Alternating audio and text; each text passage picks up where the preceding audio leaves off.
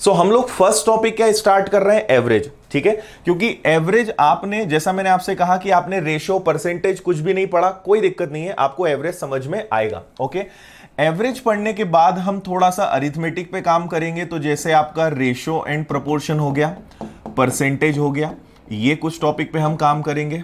ठीक है, इसके अलावा हम कैलकुलेशन पर काम करेंगे।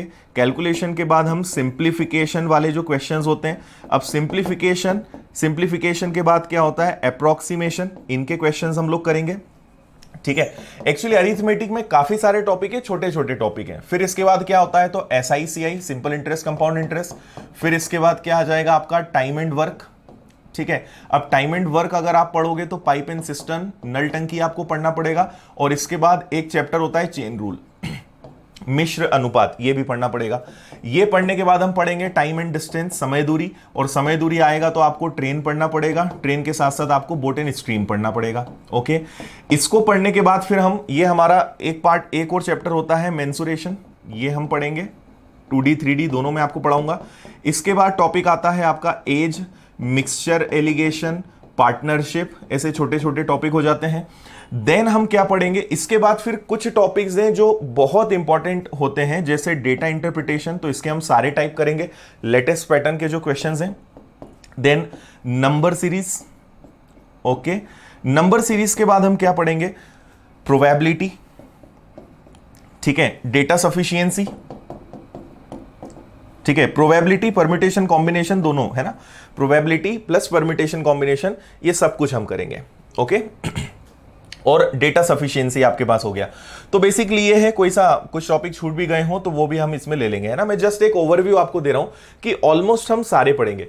तो पहले हम ये सारे टॉपिक पढ़ लेंगे, और बीच बीच में जैसे रेशो, परसेंटेज, ये दो सबसे इंपॉर्टेंट टॉपिक है। अगर आपने ये दो टॉपिक अच्छे से समझ लिए तो आपका SICI, time and work, time and distance, age, alligation, partnership, ये सब चैप्टर्स, पूरे चैप्टर्स इन दोनों से ही जुड़े हुए हैं।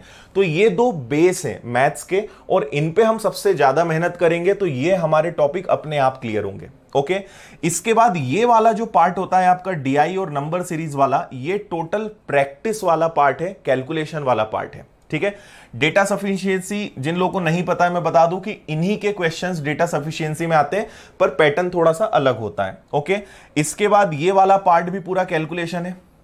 तो आप देखेंगे कि अरिथमेटिक, मोटा मोटा अगर देखें तो अरिथमेटिक में आपको ये सारे टॉपिक पढ़ने हैं, और उसके बाद फिर आपको कैलकुलेशन की ट्रिक्स देखनी है जो हम सीखेंगे। और ज्यादा से ज्यादा हमें क्या करनी है, प्रैक्टिस करनी है। हाँ, क्वाड्रेटिक इक्वेशन में भूल गया, राइट, क्वाड्रेटिक इक्वेशन भी आएगा इसमें, है ना। और भी कोई टॉपिक छूट गया हो, सारे पढ़ेंगे, कुछ न भी मैंने लिखा है, और अगर सिलेबस में है तो हम उसको पढ़ेंगे। ठीक है, ये सारी बात समझ में आ गई। अब ये बात करें कि आपका पढ़ाई का तरीका क्या होना चाहिए, है ना, आपकी स्ट्रेटेजी अभी से क्या होनी चाहिए। तो देखो, अगर आपके पास सफिशिएंट टाइम है, मेरे ख्याल से मैक्सिमम लोग फ्रेशर होंगे। एक बार जल्दी से मुझे बताओ, कितने लोग फर्स्ट टाइम बैंकिंग का एग्जाम देने जा रहे हैं, एक बार जल्दी से मुझे बताओ। फर्स्ट टाइम बैंकिंग का एग्जाम कितने लोग देने जा रहे हैं, जल्दी बताइए। और यह भी बताओ कि जिन्होंने पहले दे दिया है। बिल्कुल, एग्जाम के पहले आपका पूरा सिलेबस कवर होगा, भले हमें टाइम डबल करना पड़े, बाकी हम सिलेबस पूरा कंप्लीट करेंगे एग्जाम के पहले। हाँ, प्रॉफिट एंड लॉस भी नहीं मेंशन किया है, वो भी इसमें आ जाएगा। बिल्कुल, ओके, फर्स्ट टाइम, आकांक्षा, फ्रेशर, मनोज, ठीक है, ओके, ठीक है, गो अहेड, मैं देख रहा हूं सभी के कमेंट। और ये भी बताना जिन्होंने पहले दिया है या प्री निकाला है, ऐसे भी कोई बच्चे हैं क्या। ऑलमोस्ट फर्स्ट टाइम है, ओके, ओके, ठीक है, RRB फर्स्ट टाइम है, फाइन।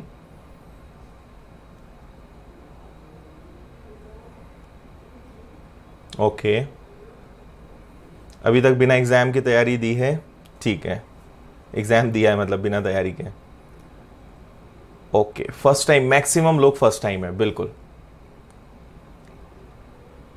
ठीक है।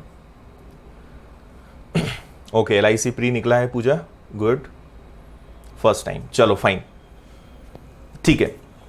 देखो आपके पास अभी 2 सब्जेक्ट मेन है, मैथ्स और रीजनिंग, ठीक है।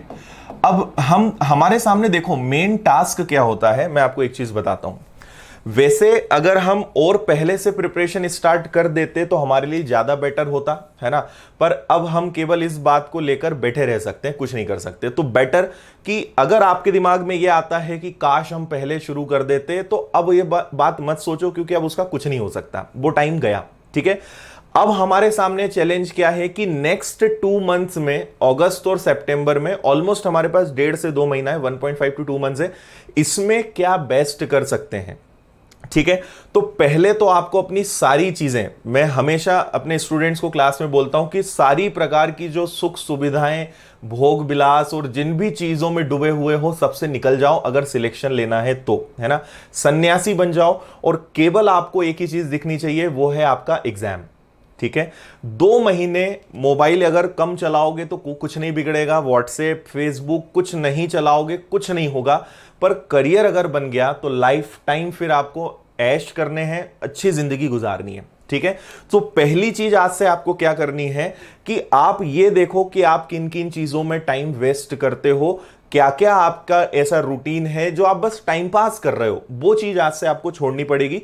मेरी बातें उन लोगों के लिए इंपॉर्टेंट है जो रियल में सिलेक्शन लेना चाहते हैं, जिन्होंने बस फॉर्म भर दिया है और ऊपर वाले के भरोसे छोड़ दिया है कि हमारी किस्मत में होगा तो सिलेक्शन हो जाएगा, तो बैठे रहो, फिर किस्मत के नाम से होना होगा तो हो जाएगा। पर मैं बात उन लोगों के लिए कर रहा हूं जो वाकई बहुत नीडी हैं, जिन्हें हर हाल में निकालना है और जो वाकई बहुत मेहनत करना चाहते हैं। तो सबसे पहले आज से आप एक काम ये करोगे कि जिन चीजों में टाइम वेस्ट करते हो उन चीजों को छोड़ोगे, एटलीस्ट नहीं ज्यादा टाइम तक, तो ये मान लो कि एग्जाम तक तो आप उन चीजों से दूरी बना लो, है ना। मोबाइल चलाना कम कर दो, चलाओ, मैं मना नहीं कर रहा हूं, टीवी देखो, यूट्यूब चलाओ, सारी चीजें करो, पर उतना just for entertainment, just for refreshment, कि ठीक है आपने 4-5 घंटे पढ़ाई कर ली, चलो यार आधे घंटे, 15-20 मिनट, आधे घंटे थोड़ा सा रिफ्रेशमेंट कर लेते हैं, दैट इज फाइन।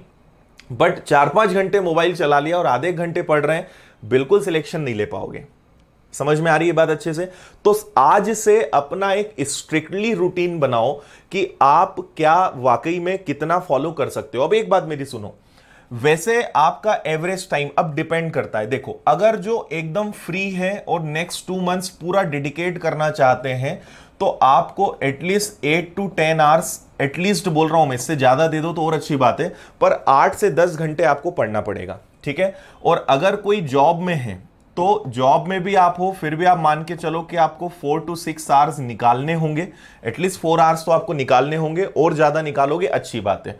अब जैसे ही मैंने 8 से 10 घंटे लिखा, कई बच्चे सोच रहे होंगे सर ये आप क्या बोल रहे हो, ऐसा कैसे हो सकता है, ठीक है।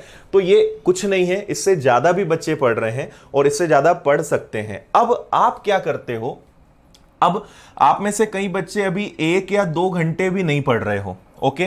तो आपको यह ध्यान रखना है कि शेड्यूल धीरे धीरे बनाना है। मैं आपसे नहीं बोल रहा हूं कि कल से सुबह 6 बजे उठ जाओ और पढ़ना शुरू कर दो, नहीं कर पाओगे। रूटीन धीरे धीरे बनाओ। जैसे मान लो अभी आप 1 या 2 घंटे पढ़ रहे हो, तो आज से टारगेट बनाओ कि आज से आपको 4 से 5 घंटे का स्टडी प्लान बनाना है, ठीक है। अभी आप इस हफ्ते, इस वीक, आने वाले 4-5 दिन में आपको कुछ नहीं बोलूंगा, आपको जैसा पढ़ना है वैसा पढ़ो। पहली रिक्वायरमेंट क्या है, अपनी सिटिंग बनाओ, 4-5 घंटे एक जगह पे बैठना सीखो, है ना। अभी क्या होता है 2 घंटे बैठे नहीं कि मन नहीं लगता, समझ में आ रहा है। तो आप क्या करेंगे, अभी अपने आप को आने वाले 4-5 दिन में 4 to 5 आवर्स सिटिंग के लायक अपने आप को बनाओ, ठीक है। उसके बाद हर 2-3 दिन में अपना टाइम थोड़ा सा बढ़ा दो। 2-3 दिन बाद आप इसको क्या कर दो, 6 घंटे कर दो, 6 आवर्स पढ़ना शुरू कर दो। उसके 2-3 दिन बाद क्या कर दो, 7 आवर्स कर दो। उसके 2-3 दिन बाद क्या कर दो, 8 आवर्स। अपनी कंफर्टेबिलिटी के हिसाब से, अचानक कोई चीज नहीं बदलना है, समझ में आ रही बात।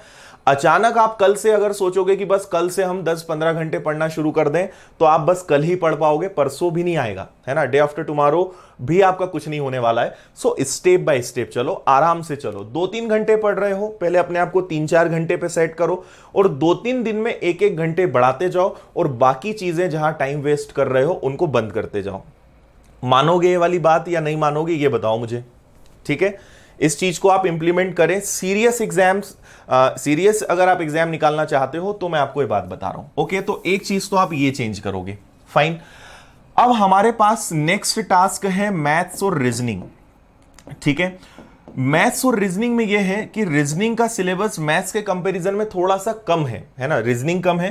तो रीजनिंग, अच्छा रीजनिंग आपको एक चीज देखना कि आपने अगर रीजनिंग में बस एक बार पॉइंट पकड़ लिया, जैसे रीजनिंग आप एक बार समझ जाओगे, तो आपको रीजनिंग में अभी जरूरत है ज्यादा से, वैसे तो दोनों चैप्टर्स ही, दोनों सब्जेक्ट ही प्रैक्टिस वाले हैं, ये बात आप ध्यान रखना। दोनों कौन से चैप्टर्स हैं? More and more practice. अब कई बच्चे मेंस का टेंशन लेंगे कि सर इंग्लिश का क्या करें, करंट अफेयर्स का क्या करें, कंप्यूटर का क्या करें, इकोनॉमिक्स का क्या करें, इन सब का क्या करना है ना, हिंदी का क्या करना है। तो मुझे एक बात बताओ कि अगर प्री ही ना निकला तो अभी आप इन सब्जेक्ट्स को पढ़ भी लोगे तो क्या कर लोगे? देखो, वैसे ही हम फ्रेशर हैं, अभी तक हमने एग्जाम दिया नहीं, और अब हम चाहते हैं कि हम फर्स्ट अटेम्प्ट में निकाल लें। इम्पॉसिबल नहीं है, पर पॉसिबल करने के लिए सही डायरेक्शन में काम करना पड़ेगा, है ना। आप सोच रहे हो कि मैं मैथ्स भी पढ़ लूं, रीजनिंग भी पढ़ लूं, इंग्लिश भी पढ़ लूं, करंट अफेयर, सारे सब्जेक्ट दिन भर में पढ़ूं, पता चल रहा है कि आप किसी भी सब्जेक्ट को अच्छा ही नहीं कर पा रहे, आपका कोई भी सब्जेक्ट इंप्रूव नहीं हो रहा है। तो हमारे लिए हाईएस्ट प्रायोरिटी क्या है? मैथ्स और रीजनिंग। हमारे लिए सबसे ज्यादा प्रायोरिटी है प्री। प्री ही नहीं निकला तो क्या कर लोगे इंग्लिश का और हिंदी का? बात समझ में आ रही है? ठीक है, इसलिए मेरी इस बात को मानो कि पहले आपका 80%, अगर आप वाकई में इन सब्जेक्ट्स को भी पढ़ना चाहते हो तो आपका 80% फोकस होना चाहिए मैथ्स और रीजनिंग पे। ओके, इसके बाद आपके पास टाइम बच रहा है, आपको लग रहा है कि हां मैं दूसरे सब्जेक्ट्स पे काम कर सकता हूं। करंट अफेयर्स का आप अभी टेंशन मत लो, करंट अफेयर्स की बिल्कुल चिंता मत करो, वो 1 महीने में आराम से हो जाएगा। बस कुछ आदतें बनानी है जो मैं आपको बताऊंगा, है ना। करंट अफेयर्स की चिंता मत करो। कंप्यूटर अभी इसको भी आप इग्नोर करो। आप अभी काम करना चाहते हो तो इंग्लिश या हिंदी पे थोड़ा थोड़ा कर दो, और इसके अलावा ये हमने क्या लिखा था, इकोनॉमिक्स, इसको भी अभी आप छोड़ो, ठीक है। आज से आपको एक आदत बनाना है डेली न्यूज़पेपर पढ़ने की, ठीक है। डेली आप क्या करेंगे, न्यूज़पेपर पढ़ेंगे, और इसलिए नहीं कि आपको एग्जाम देना है, ये एक बहुत कॉमन चीज है, हर स्टूडेंट को न्यूज़पेपर पढ़ना ही चाहिए। आप हिंदी में पढ़ो, इंग्लिश में पढ़ो, जिसमें पढ़ना है पढ़ो, पर डेली न्यूज़पेपर जरूर पढ़ो, ठीक है। और न्यूज़पेपर में भी कौन सी चीजें पढ़ना है जो एग्जाम पॉइंट से इंपॉर्टेंट है ना। न्यूज़पेपर 12-15 पेजेस का होता है, हमें पूरे पेजेस नहीं पढ़ना है, हमें एग्जाम पॉइंट से इंपॉर्टेंट जो पेज हैं, जैसे फर्स्ट पेज हमेशा इंपॉर्टेंट होता है क्योंकि उस पर टॉप न्यूज होती है। इसके बाद एक 4th नंबर का पेज होता है जिसपे आर्टिकल्स आते हैं, जिसको इंग्लिश में एडिटोरियल बोलते हैं और हिंदी में समसामयिकी या संपादकीय बोलते हैं, है ना, वो पढ़ना है। और इसके बाद लास्ट में आप देखोगे तो एक स्पोर्ट्स का पेज होता है और एक इंटरनेशनल का पेज होता है। तो बस गिनती के 4-5 पेपर होते हैं, अच्छे से पढ़ोगे तो आधे घंटे आपको पेपर पढ़ने में लगेगा। बेनिफिट क्या है कि अगर आपने आज से न्यूज़पेपर पढ़ना शुरू कर दिया, आपका मेंस लेवल का करंट अफेयर्स, इकोनॉमिक्स, सारी चीजें स्टार्ट हो गई, ठीक है, बिना कुछ करे। तो अभी करंट अफेयर्स का, बाकी चीजों का टेंशन मत लो, आप न्यूज़पेपर पढ़ने की आदत बनाओ, ठीक है। और ये मैं आपको अभी इनिशियल स्टेज पे बता रहा हूं, 10 दिन बाद, 15 दिन बाद स्ट्रेटेजी चेंज करेंगे, फिर मैं आपको बताऊंगा कि अब आपका स्टडी प्लान क्या होना चाहिए। फिलहाल हर चीज टू द पॉइंट काम करना है। देखो बात समझो, टू द पॉइंट काम करेंगे, जो चीज जितनी जरूरी है उतना समय देंगे तो सही रहेगा। थोड़ा सा भी, मतलब आप किसी स्थिति पे हो, आपने देखा होगा कि ये 2 बिल्डिंग्स हैं, ठीक है, और बीच में एक पतली सी रस्सी बंधी है और आप अभी यहां खड़े हो, ओके, क्योंकि आपको एक्सपीरियंस नहीं है, आप यहां हो, ये आईबीपीएस का एग्जाम है, यहां तक आपको पहुंचना है और आप फ्रेशर हो, आपको अभी कुछ नहीं आता, है ना। आप पहली बार रस्सी पे चढ़ने की कोशिश कर रहे हो तो गिरोगे भी, थोड़ा गड़बड़ भी होगा। अब अगर सही बैलेंस बना के चलोगे तो यहां तक पहुंच जाओगे। अगर आपने सोचा कि नहीं मैं इस तरफ ज्यादा वजन दे देता हूं, गिरोगे, इस तरफ ज्यादा वजन दिया तो भी गिरना तय है। तो बैलेंस बनाना जरूरी है। यहां तक पहुंचने के लिए फोकस जरूरी है, कौन सी चीज इंपॉर्टेंट है वो बहुत ज्यादा यहां पे ध्यान रखने वाली है। क्लियर है? तो डेली न्यूज़पेपर पढ़ने की आदत बनाओ। इसके अलावा अगर आपको लगता है कि सर हम थोड़ा सा इंग्लिश के लिए टाइम निकाल सकते हैं या हिंदी के लिए टाइम निकाल सकते हैं, तो आप अराउंड अभी शुरुआत में, वैसे मैं सजेस्ट करूंगा कि अभी 8-10 दिन तो कुछ भी मत करना इंग्लिश और हिंदी पे काम, बट उसके बाद आपको लगता है कि हाँ हम मैनेज कर सकते हैं, मैथ्स रीजनिंग हमसे बन जाएगा, हम मेंस की प्रिपरेशन थोड़ी थोड़ी अभी से शुरू कर सकते हैं, तो इंग्लिश हिंदी के लिए कुछ नहीं करो, इंग्लिश के लिए आप न्यूज़पेपर रीडिंग स्टार्ट कर दो। इंग्लिश न्यूज़पेपर की बात कर रहा हूं मैं, ठीक है, रीडिंग स्टार्ट कर दो, सबसे बेस्ट है। ग्रामर ये सब चीजें बाद में आती है, आपको न्यूज़पेपर रीडिंग सबसे ज्यादा बेनिफिट दिलाएगी। कैसे करना है, न्यूज़पेपर आपने उठाया, एक पैराग्राफ, 2 पैराग्राफ, आधा पेज, जितनी कैपेसिटी है उतना पढ़ो, डिक्शनरी के साथ, ट्रांसलेशन के साथ, है ना। तो आपने न्यूज़पेपर पढ़ा, उसको आप ट्रांसलेट करोगे, उसको आप पूरा समझोगे हिंदी में, जैसे जो हिंदी मीडियम वाले हैं, आप जिस लैंग्वेज में भी चाहते हो, आपको पूरा एक एक वर्ड का मतलब पता होना चाहिए कि हां इस क्वेश्चन में या इस लाइन में वो क्या बोलना चाहता है। तो आप न्यूज़पेपर रीडिंग स्टार्ट कर दो, आपकी इंग्लिश इंप्रूव होना स्टार्ट हो जाएगी। इंग्लिश रातों रात इंप्रूव नहीं होती कि बस आज से आपको कोई टीचर पढ़ाएगा और 10 दिन में आपके मार्क्स आना शुरू हो जाएंगे, बिल्कुल गलत है। कोई अगर ऐसा दावा करता है बिल्कुल गलत है। जैसे YouTube पे बहुत सारे टीचर्स मिलते हैं कि बस 10 दिन के अंदर, ये 15 दिन के अंदर, कुछ नहीं होता। प्रैक्टिकल बात करो, प्रैक्टिकलिटी समझो, इतना आसान होता है 10-15 दिन में कोई चीज सीखना, तो हर कोई सिलेक्शन ले लेता है ना। हर चीज को समय लगता है, एक उसका जो समय है। इंग्लिश पर आप थोड़ा थोड़ा काम करना शुरू करोगे तो 20-25 दिन में वो दिमाग में बैठना शुरू होगी, इसलिए थोड़ा थोड़ा इस पे काम करना शुरू कर दो, रीडिंग स्टार्ट कर दो। अब देखो कैसे मैनेज करोगे, थोड़ी देर मैथ्स पढ़ लिया, ठीक है, मैथ्स पढ़ने के बाद आपको लगा कि यार चलो कुछ डिफरेंट कर लेते हैं, न्यूज़पेपर उठा लिया, रिफ्रेशमेंट भी हो गया, न्यूज़पेपर भी पढ़ना हो गया। न्यूज़पेपर पढ़ने के बाद रीजनिंग स्टार्ट कर दिया, रीजनिंग में कुछ भी पजल्स, कुछ भी प्रैक्टिस कर ली। जब ये हो गया, आप थोड़ा बोर होने लगा, चलो थोड़ी देर इंग्लिश में पढ़ लेते हैं। तो अल्टीमेटली पढ़ना है ना। कई लोग सोच रहे थे मैं बोलूंगा मोबाइल चलाना है, मोबाइल नहीं चलाना है, मोबाइल तो चलाना ही नहीं है, ठीक है। तो अपने सब्जेक्ट स्विच करते रहो, सब चीजों का बैलेंस बनाओ, आपको बहुत मजा आएगा। द हिंदू बहुत अच्छा पेपर है, टाइम्स ऑफ इंडिया अच्छा है, इंडियन एक्सप्रेस अच्छा है। बेस्ट ज्यादातर जो हम प्रेफर करते हैं वो द हिंदू है, क्योंकि इसके आर्टिकल्स बैंकिंग में जो इंग्लिश में जो कॉम्प्रिहेंशंस आते हैं उनसे मैच करता है, उनकी लैंग्वेज काफी मैच करती है। तो द हिंदू अच्छा है। आजकल एप्स अवेलेबल है, इंटरनेट पर सब कुछ है, तो आप पढ़ सकते हो, है ना। अगर आप छोटी जगह से हो, वहां न्यूज़पेपर नहीं आता, तो चिंता नहीं करनी है, ऐप मिल जाएगी आपको, आराम से आप इंटरनेट पर द हिंदू न्यूज़पेपर पढ़ सकते हो, वेबसाइट ओपन कर लो, सारी चीजें अवेलेबल है ना। इतने आप समझदार हैं। तो इन चीजों का बैलेंस बनाओ। मैथ्स पढ़ना है, कितने घंटे पढ़ना है अभी आप डिसाइड करो, 1 हफ्ते बाद में बताऊंगा कितने घंटे पढ़ना है। अभी तो आप बस शुरू करो, 3 घंटे, 4 घंटे, 6 घंटे, जितना आपका कंफर्टेबल बन रहा है करो, और धीरे धीरे अपना टाइम बढ़ाते चलो। क्लियर है? ओके ओके भाई, ठीक है। कितना टाइम सफिशिएंट है? अभी कोई टाइम की मैं बात नहीं करूंगा, अभी तो आप अपने हिसाब से काम करो, 1 घंटे से ज्यादा टाइम मत देना, मैक्सिमम बता रहा हूं मैं, है ना। हिंदी जो सब्जेक्ट लेने वाले हैं, हिंदी में भी आप क्या करोगे, थोड़ा थोड़ा थोड़ा थोड़ा पढ़ना शुरू कर दो, ठीक है। ग्रामर, हिंदी में आपको क्या करना पड़ेगा, व्याकरण, ग्रामर पे काम करना पड़ेगा। तो जस्ट फॉर रिफ्रेशमेंट, जस्ट एक माइंड को कुछ चेंज मिल जाए, पढ़ना शुरू कर दो। आधा 1 घंटे पढ़ लो, ऑल्टरनेट पढ़ लो, एक दिन छोड़कर पढ़ लो, कुछ भी करो, बस एक टच में रहो। बाकी बहुत ज्यादा इस पे फोकस मत करो। मेन मैंने क्या कहा कि आपका 80, बल्कि मैं कहूंगा 90% फोकस किस पे होना चाहिए, मैथ्स और रीजनिंग पे। ये मैथ्स और रीजनिंग प्री क्लियर कराएंगे, और मैथ्स और रीजनिंग ही आपको मेंस भी क्लियर कराएंगे, क्योंकि मैथ्स और रीजनिंग स्कोरिंग सब्जेक्ट है ना। इंग्लिश स्कोरिंग सब्जेक्ट नहीं है, इंग्लिश में सबके मार्क्स अच्छे नहीं आते, है ना। कंपटीशन रियल में आपका कहां है, मैथ्स और रीजनिंग में। मेंस में भी मेरिट लिस्ट बनेगी, उसमें अच्छे मार्क्स आएंगे, वो मार्क्स आपके मैथ्स और रीजनिंग ही करेंगे। करंट अफेयर्स ऑलमोस्ट सबसे बन जाते हैं, इकोनॉमिक्स, बैंकिंग सबसे बन जाता है, कंप्यूटर इजी आता है, सब कर लेते हैं। कंपटीशन इन सब्जेक्ट्स में नहीं है, कंपटीशन केवल 3 सब्जेक्ट में है, मैथ्स, रीजनिंग, और इंग्लिश वालों के लिए इंग्लिश, हिंदी वालों के लिए हिंदी। तो मेंस में भी तो आपको यही काम आएगा, समझ रहे हो बात। तो हमें फोकस करना है किस पे, मैथ्स और रीजनिंग पे, है ना। और जो मैं आपको पढ़ाऊंगा, जो रीजनिंग में सर आपको पढ़ाएंगे, आपको प्री प्लस मेंस के हिसाब से ही पढ़ाएंगे, है ना। हम लोग थोड़ा सा ज्यादा लेवल की प्रिपरेशन करेंगे, पीओ लेवल की प्रिपरेशन करेंगे, क्लरिकल असिस्टेंट लेवल की ऑटोमेटिक आपकी प्रिपरेशन होगी, ठीक है। बुक्स पे मैं आ रहा हूं, बुक्स के बारे में मैं बता रहा हूं। इतनी बातें सबको समझ में आई, हाँ या ना? ठीक है, ओके रोज रोज हम बात नहीं करेंगे ना, रोज रोज फिर आपको पता है मेरी आदत में सिर्फ टॉपिक पे चलता हूं। आज क्योंकि हम बात कर रहे हैं इसलिए मैं सारी चीजें आपको बता रहा हूं। इसके बाद टॉपिक स्टार्ट करेंगे और फर्स्ट डे है, फिर बस एक बार टॉपिक स्टार्ट हुआ तो फिर इन चीजों पे हम टाइमली बात करेंगे, वीक में एक बार, 10 दिन में एक बार। इतनी बात सबको समझ में आ गई होगी। अब सुनो आगे।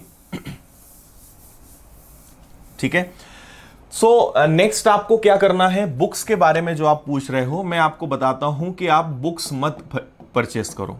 ठीक है, आपको कोई भी बुक नहीं लेनी है, और बुक अच्छी या बुरी नहीं होती है ना। बुक्स के बारे में मैं आपको एक बात बता दूं, बुक्स केवल प्रैक्टिस के लिए होती हैं। ओके, और कोई भी बुक से आप प्रैक्टिस करो, आपको कोई डिफरेंस नहीं लगेगा। मतलब मैं ये नहीं कहूंगा कि ये बुक बेकार है और ये अच्छी है, सारी बुक्स अच्छी है, क्योंकि बुक से आपको क्वेश्चंस मिलेंगे, उनको सॉल्व करने का तरीका वो लगाना है जो आप क्लास में सीखोगे, है ना। बुक्स की जो मेथड्स होती हैं जनरली वो लॉन्ग मेथड होती हैं और उनसे हम सिलेक्शन नहीं ले सकते। तो आप कोई भी बुक परचेस कर लो, आपके आसपास जो बुक मिल रही है ले लो, क्योंकि आपको प्रैक्टिस करनी है। बुक से ज्यादा इंपॉर्टेंट चीज आपके लिए अगर कोई सी है तो वो है दो चीजें। पहला, प्रीवियस पेपर्स। अगर आपको कुछ खरीदना ही है तो आप प्रीवियस पेपर्स की बुक खरीदो और मॉक टेस्ट खरीदो। ठीक है, मैं आपको already full length 15+ mock test हमने आपको देने का वादा किया है, वो तो हम देंगे, पर इसके अलावा और भी करीबन मार्केट में करीबन 6-7 अच्छे और प्लेयर्स हैं, अच्छी कंपनीज हैं जो आपको मॉक टेस्ट प्रोवाइड करती है। किसी का भी ले लो, फिर मैं वही बात कर रहा हूं, अच्छा बुरा कुछ नहीं होता, किसी का भी ले लो आप। ठीक है, तो 15 तो हम देंगे, उसके अलावा आप अगर इसके अलावा आप चाहते हो तो मैं सजेस्ट नहीं करूंगा कि आपको लेना है। अगर आपको लगता है कि हाँ सर हम और लेना चाहते हैं तो ले लो, कोई दिक्कत नहीं है। जितनी प्रैक्टिस करोगे उतना आपको बेनिफिट मिलेगा, है ना। किसी बुक से सिलेक्शन नहीं होगा, सिलेक्शन पेपर्स लगाने से होगा, मॉक टेस्ट लगाने से होगा। तो जितने मॉक्स लगाओगे, जितने पेपर्स लगाओगे, वो आपको सिलेक्शन दिलाएंगे। ठीक है, तो आपको मॉक टेस्ट तो यहां, क्योंकि देखो हर टॉपिक के लिए आपको प्रैक्टिस शीट तो हम ही देने वाले हैं, तो आपको हर चैप्टर की प्रैक्टिस शीट मिल जाएगी। पहले तो आपको, जैसे मैथ्स में मैं आपको बताऊं, सपोज हम एवरेज पढ़ रहे हैं तो एवरेज में मैं आपको सारे टाइप्स पढ़ा दूंगा, एकदम बेसिक से 0 लेवल से इंपॉर्टेंट सारे टाइप्स में करा दूंगा। फिर एवरेज की आपको मैं प्रैक्टिस शीट दे दूंगा। ठीक है, सो अराउंड 100-150 क्वेश्चंस हर चैप्टर में होना ही है, और इतने क्वेश्चंस काफी हैं। अब आपको क्या करना है, पेपर्स में एवरेज के कौन से क्वेश्चंस आए, पेपर में प्रोबेबिलिटी से क्या आया, पेपर में डीआई से क्या आया, वो लगाना है। समझ गए बात। तो इसलिए प्रीवियस पेपर सॉल्व करो और आराम से मिल जाएंगी बुक्स आपको, नेट पे आप ढूंढोगे आपको मिल जाएगा, ये सॉल्व करो। ठीक है, क्लर्क का एग्जाम बहुत इजी आता है, आप पेपर्स देखना, आपको लगेगा कि वाकई में हम अच्छी मेहनत करेंगे तो निकाल लेंगे, है ना। क्लर्क बहुत इजी आता है, और जो ऑफिसर है वो थोड़ा सा टफ, या उसको हम बोलें कि मॉडरेट लेवल उसका होता है। ठीक है, तो हम ऑफिसर लेवल का पढ़ेंगे तो क्लरिकल आराम से आपका क्लियर होगा। ठीक है, ओके है, यहां तक सारी बातें समझ में आ गई। तो प्रैक्टिस शीट आपको कब मिलेगी, चैप्टर एंड होने के बाद, है ना। और भी हम कोशिश करेंगे सारी चीजें आपको देने की, पर जैसे ही क्लास खत्म होगी आपको आज की क्लास के नोट्स मिल जाएंगे हमेशा ऐप पर, सब चीजें आपको ऐप पर ही मिलेंगी, और आपको प्रैक्टिस शीट मिलेगी। और प्रैक्टिस शीट में हमने एक अलग चीज करी है, जनरली सब लोग केवल प्रैक्टिस शीट दे देते हैं, आंसर दे देते हैं। ठीक है, ज्यादा से ज्यादा सॉल्यूशन उनके लॉन्ग मेथड से देते हैं। हम आपको हर प्रैक्टिस शीट का वीडियो सॉल्यूशन देंगे। समझ रहे हो बात। जितने, सपोज मैंने आपको एवरेज की 70, 80, 100 क्वेश्चंस की शीट दी, आपको 2-3 दिनों बाद ही उसका वीडियो सॉल्यूशन मिलेगा, है ना।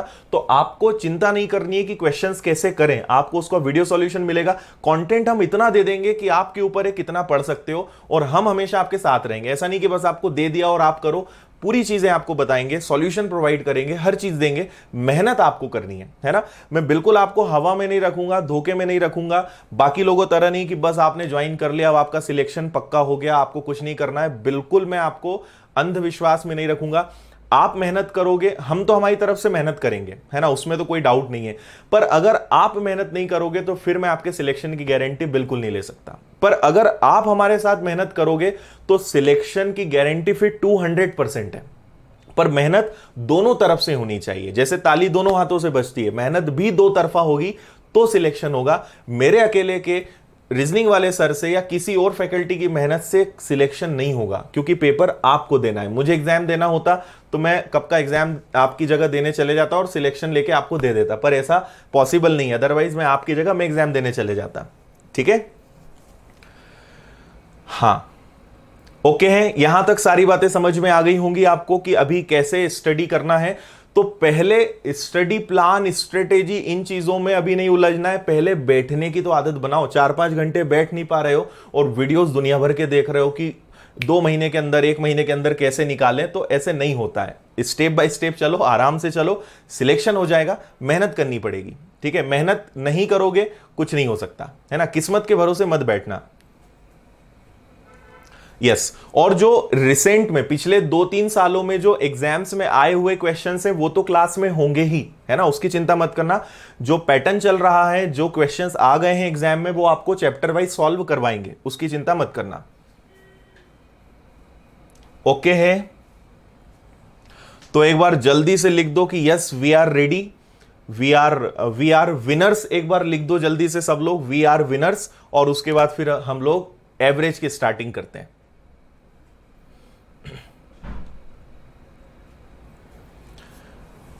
ठीक है, हाँ कैलकुलेशन के बारे में शौमिक में बताने वाला हूं।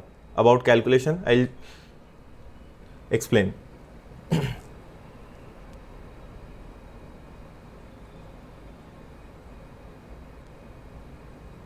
ठीक है, आधा घंटा हमने इसमें लगा दिया है।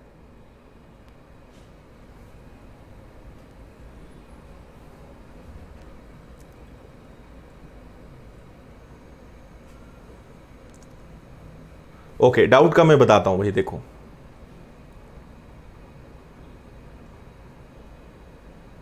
Okay very good.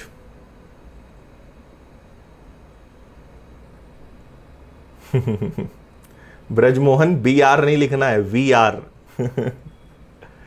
चलो ओके ग्रेट, चलिए भाई ठीक है। तो श्री गणेश करते हैं अब अपने मैथ्स का। बाकी मोटिवेशन आपको बीच बीच में मिलता रहेगा, गाइडेंस मिलता रहेगा, टिप्स मिलती रहेंगी, सारी चीजें मिलती रहेंगी। फॉलो आपको करना है, कितना स्पीड में करते हो, कितना इंप्लीमेंट करते हो, ये आप पर डिपेंड करेगा। ओके चलो देखो, थोड़ा सा मैं आपको कैलकुलेशन के बारे में कुछ टिप्स और दे देता हूं। कैलकुलेशन के लिए क्या करना है, कैलकुलेशन के लिए 3 चीजें करनी है। पहला तो पहाड़े, है ना। आपको जरूर बच्चों जैसा लगे कि सर ये आप क्या बोल रहे हो, बट ये बहुत इंपॉर्टेंट है। और आप मान के देख लो, आप हफ्ते 10 दिन करके देख लो, नहीं इंप्रूवमेंट लगे तो फिर मुझे बताना, है ना। तो पहाड़े आपको याद होने चाहिए एटलीस्ट 1 to 30, और 30 तक ना कर पाओ तो 25 तक तो कर ही लेना, ठीक है। इसके बाद आपको वर्ग मतलब स्क्वायर्स सबको याद होने चाहिए, और स्क्वायर्स आपको याद होने चाहिए एटलीस्ट 1 to 40। और तीसरी चीज आपको याद होनी चाहिए घन मतलब क्यूब, और क्यूब आपको याद होना चाहिए 1 to 20। इसके अलावा पूरे मैथ्स में मैं आपको कभी भी कुछ याद करने के लिए, रटने के लिए नहीं बोलूंगा, ठीक है। समझ गए बात, इतना करना ही पड़ेगा। और अगर आप कर लोगे तो बात मानो आपके कैलकुलेशन में बहुत डिफरेंस आ जाएगा। जो लोग फास्ट आंसर देते हैं ना, उनका कैलकुलेशन फास्ट होने के पीछे रीजन ये है कि उन्हें ये सब चीजें याद होती हैं, तो वो देखते से क्वेश्चंस को बता देते कि हाँ इसका आंसर ये आएगा। जैसे एक छोटा सा एग्जांपल देता हूं, बहुत छोटा सा एग्जांपल देता हूं। 25 और 26 का मैं आपसे कहूं कि भाई बताओ इसका आंसर क्या आएगा, है ना। पेन नहीं उठाना है। अब अगर आपकी प्रैक्टिस अच्छी है, आपको स्क्वायर्स क्यूब्स याद हैं, तो आप तुरंत इसका आंसर क्या करोगे, 25 और 26 आप बोलोगे सर ये 650 होता है, 650 होता है। पेन नहीं उठाया, मैंने क्वेश्चन कोई पहले से प्लान नहीं करा कि मुझे आपको ये बताना है, जस्ट इनको देखकर मुझे याद आया। अब मैंने कैसे किया, तो मैंने इसको ऐसे किया कि मैंने 26 को लिखा 25 into 1, ओके 25 into 1। तो मुझे पता है कि 25 का स्क्वायर क्या होता है, सॉरी 25 + 1, ठीक है। मैंने इसको क्या लिखा, 25 + 1। मुझे पता है कि 25 का स्क्वायर तो 625 होता है। एक बार 25 और जोड़ना है, तो 25 into 25 क्या होता है, 625। एक बार 25 और जोड़ दिया तो आंसर कितना आ गया, 650 आ गया। समझ गए बात। तो अगर अच्छी प्रैक्टिस कर लोगे, चीजें अच्छे से याद होंगी, तो आपको देखते से आंसर आएगा कि हां इसका आंसर क्या होगा। आ रही बात समझ में, ठीक है। अगर आपको और बड़े स्क्वायर से याद है, अब जैसे मैं कहूं कि भाई चलो बताओ 45 और 46 का स्क्वायर क्या होगा, अब आपकी गाड़ी रुक जाएगी क्योंकि आपको 45 का स्क्वायर याद नहीं है। अब अगर आपको याद है कि हाँ 45 का स्क्वायर होता है 2025, उसमें एक बार 45 और जोड़ना है तो आपका आंसर क्या आ जाएगा 2070 हो गया। समझ गए बात? तो चीजें मन ही मन में होंगी और हमें अपना तरीका बदलना पड़ेगा। स्कूल में आपने जो तरीके सीखे हैं, जिस तरीके से स्कूल में करा है, वो तरीके यहां काम नहीं आएंगे, टेक्निक्स बदलनी पड़ेंगी। इस बात को याद रखना। क्लियर है?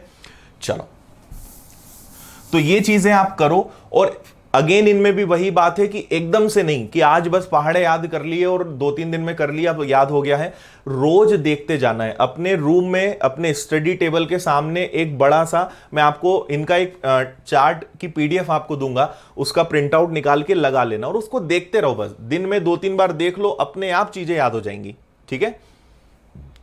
मैं आपको कल प्रोवाइड करूंगा, अगर मैं भूल जाऊं तो कल मुझे याद दिलाना। मैं आपको एक पीडीएफ प्रोवाइड करूंगा, सारा कंटेंट, सारी पीडीएफ, क्विज, टेस्ट, आपको सब कुछ ऐप में मिलेंगे।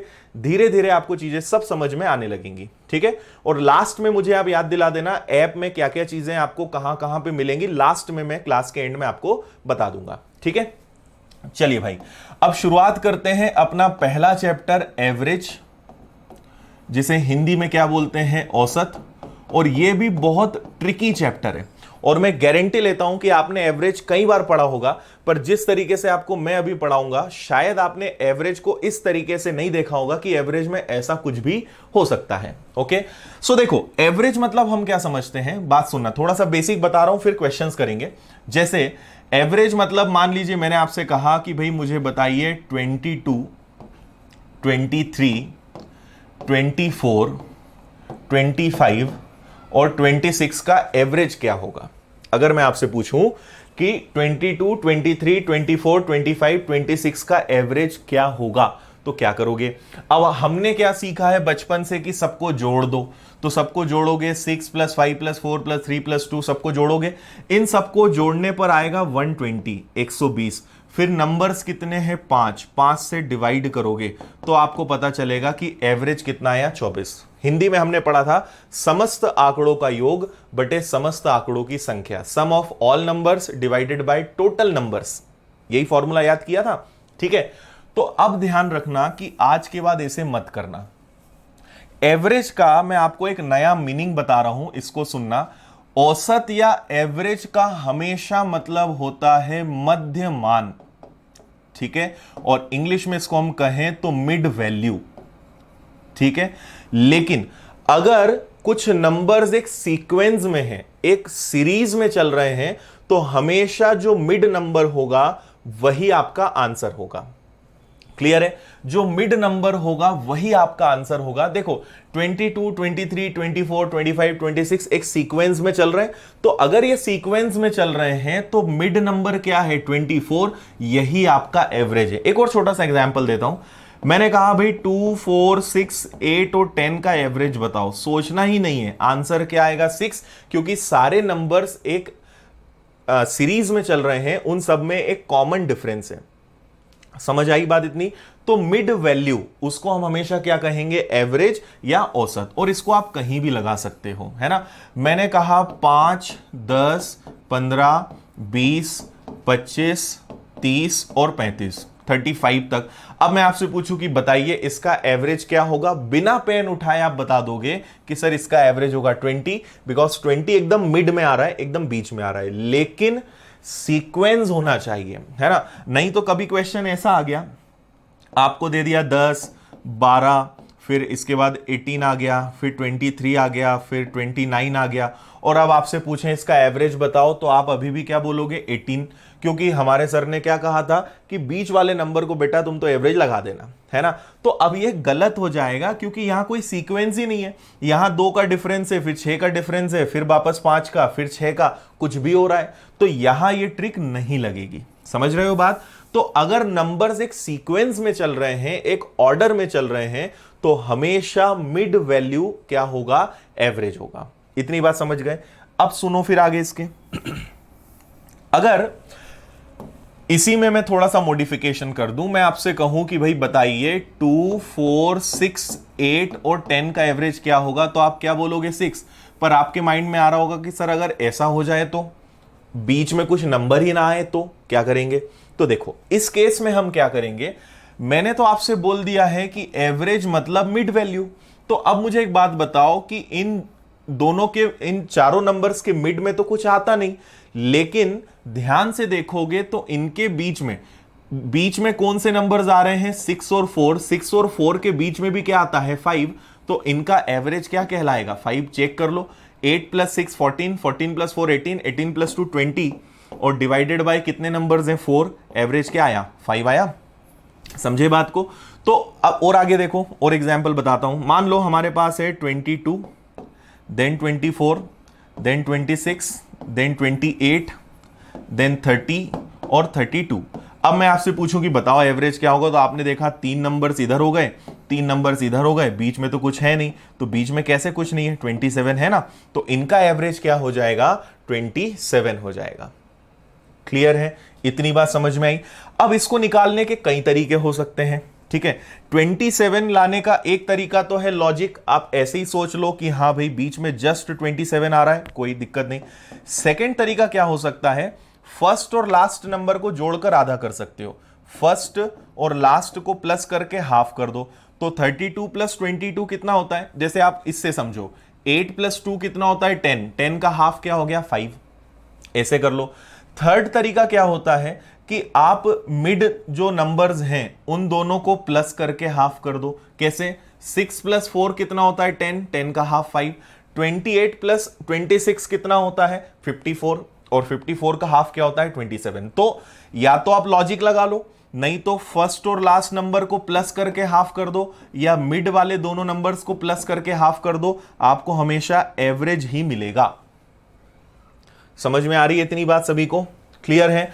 अब आगे सुनो, अगर अब मैं आपसे पूछूं इस क्वेश्चन में, थोड़ी देर के लिए मैं 35 हटा दूं और अब मैं आपसे पूछूं कि बताइए इसका एवरेज क्या होगा, तो कैसे करोगे? कैसे करोगे? 5 10 15 20 25 30 इसका एवरेज बताना है। तो अब आप ये देखोगे कि भाई बीचों बीच कौन सा नंबर आ रहा है ना, ठीक बीचों बीच कौन सा नंबर आ रहा है? तो 15 और 20 के बीच में क्या होता है? इनके बीच में होता है 17.5, 17.5। ये इसका आंसर हो जाएगा। समझे? नहीं बन रहा है तो आप देखो 30 प्लस 5 35, 35 का हाफ क्या होता है? 17.5। 15 प्लस 20 भी 35 और 35 का हाफ क्या होता है? 17.5। क्लियर है? इतनी बात सभी को समझ में आई? ठीक है, तो इस तरीके से आप नंबर्स का एवरेज निकाल सकते हो अगर नंबर एक सीक्वेंस में है या एक सीरीज में है। ठीक है, क्लियर है? ओके, चलो नेक्स्ट देखते हैं। अब इसमें और क्या चीज हम बात कर सकते हैं उसको सुनना। मुझे एक और चीज बताओ, 5 10 15 20 25 30 35 40 और 45 और 50 55। ठीक है, मुझे इन सब का टोटल बताइए, जल्दी से मुझे बताओ इनका टोटल क्या आएगा? सम है ना, योग बताना है इनका, इनका योग क्या होगा, सम क्या होगा, टोटल क्या होगा? जल्दी से सब लोग मुझे इसका आंसर बताओ, बिना पेन चलाए। पेन नहीं चलाना, मुर्गा बना दूंगा मैं अगर किसी ने पेन चलाया तो।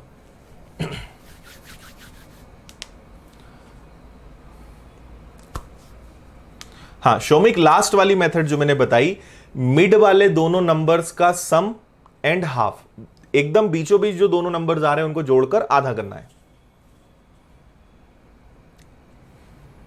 बताओ भाई, जल्दी बोलो।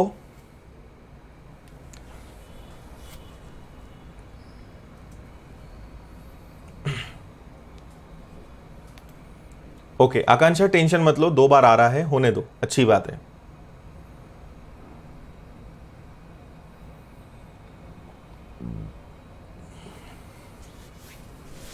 बताइए भाई जल्दी।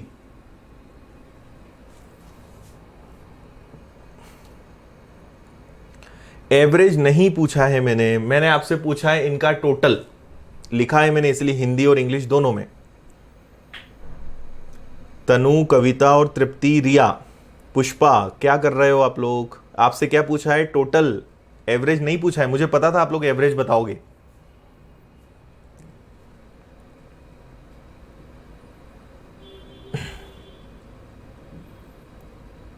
ठीक है, पेन नहीं चलाना है ना, पहले ही मैंने कहा है, जल्दी से प्लस करो, यही तो कैलकुलेशन है। और आदत बनाओ कि पेन न चलाएं हम, धीरे धीरे पेन चलाना कम करना शुरू कर दो। बात मानो मेरी, आदतें आज से बदलोगे तब जाके 2 महीने बाद रिजल्ट मिलेगा। आप सोचोगे कि हम पेन चलाना बंद न करें या कुछ दिन बाद करेंगे, जब करोगे उसके 1 महीने बाद उसका इंप्रूवमेंट होगा, रिजल्ट मिलेगा। इसलिए आज से शुरू करो, अभी टाइम लगेगा, 15 दिन बाद आपको उसका रिजल्ट मिलना शुरू हो जाएगा। ओके, अब देखो यहां पर मैंने आपसे पूछा था इनका योग, तो इनका योग कैसे करेंगे, सबको बस जोड़ना है हमें। तो 5 + 10 15, 15 और 15 30, 30 + 20 50, 50 + 25 हो गया 75, + 30 105, 140, 180, 225, 275 और 330। इनका टोटल कितना आया, सभी का 330 आया। विदिन 6-7 सेकेंड्स में आपने इसको कर लिया, अगर दिमाग लगाओगे तो।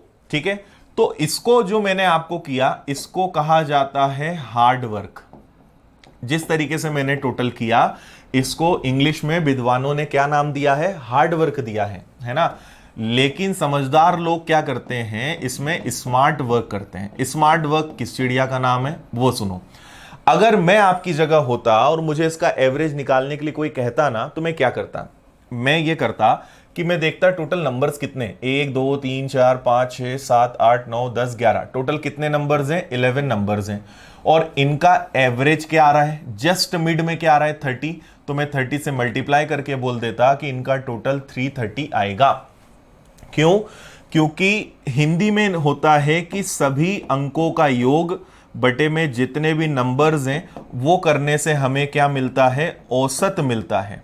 यही डेफिनेशन है ना। इंग्लिश में हम क्या बोलते हैं, सम अपॉन में total numbers is equal to average.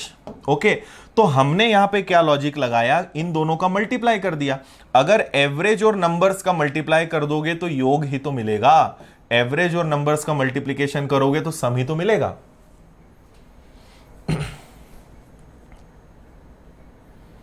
Yes आकांक्षा, आया समझ में। ठीक है, तो हमने देखा टोटल नंबर्स हैं 11 और इनका एवरेज है 30, टोटल आ गया कितना, 330। क्लियर है भाई। अब अगर मैं आपसे कहूं, इसी चीज में आपसे मैं एक और बात पूछूं, अब तो आप खैर तुरंत बता दोगे। अब मैं आपसे कहूं कि बताइए मुझे 2 4 6 8 10 12 14, ओके, और 16 ले लो, चलो इनका मुझे बताओ, इनका टोटल क्या होगा, जल्दी से बताओ इनका टोटल क्या होगा, इनका योग क्या होगा, जल्दी से आंसर बोल दो अब। ठीक है, हमें चीजों को आसान बनाना सीखना है। मेहनत तो करते ही हैं सब लोग, पर अगर हम कम मेहनत में आंसर लाएं तो हमारे अंदर कोई क्वालिटी है। ठीक है, तो चीजों को आसान बनाना है, इस चीज पे फोकस करो। यस लेखराज, बिल्कुल सही पॉइंट है तुम्हारा। ओके, तो अब आप क्या करोगे, देखोगे कि 1 2 3 4 5 6 7 8, टोटल कितने नंबर्स हैं, 8 हैं। ओके, और क्योंकि 8 नंबर्स हैं तो बीच में डायरेक्ट कोई मिड वैल्यू तो आएगी नहीं, है ना। तो आपको पता है कि 8 और 10 के बीच में क्या आता है, 9, इनका एवरेज 9 आ जाएगा, तो इनका सम, इनका योग कितना आ जाएगा, 72। अब समझ गए बात, वेरी गुड। तो बिना टोटल करे हम टोटल निकाल सकते हैं अगर दिमाग का प्रयोग करें तो। ठीक है, राइट, समझ गए बात। तो बहुत, मैंने आपको कुछ भी ऐसा नहीं पढ़ाया जो आपने स्कूल में नहीं पढ़ा, पर हमने पढ़ी चीजें हैं, पर उसको लॉजिकल कैसे यूज करना है ये हमें नहीं आता। ओके, चलो तो अब आगे बढ़ते हैं और अब क्वेश्चंस की शुरुआत करते हैं। सो ये क्वेश्चन आ गया हमारा और इसकी अब हम शुरुआत कर देते हैं।